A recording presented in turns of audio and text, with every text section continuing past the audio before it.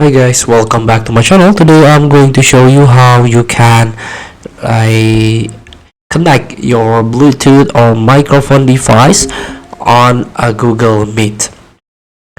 So in order to do that, prepare your hardware like microphone or Bluetooth microphone or any device that you need to connect into Google Meet.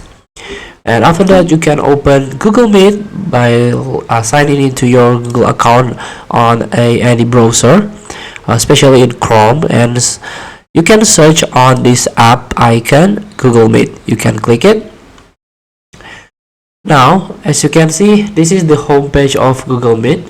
You can start new meeting, but before you start it, you can click this gear icon at the top of your screen. This is the settings. Click it.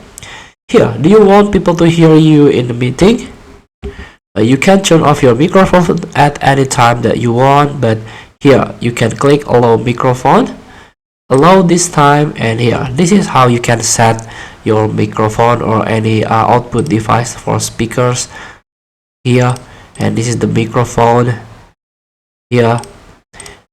And if you have this is in a PC version, but in laptop version, if you there's a built-in Bluetooth, please turn on your Bluetooth in order to connect it or pair with the microphone or speakers.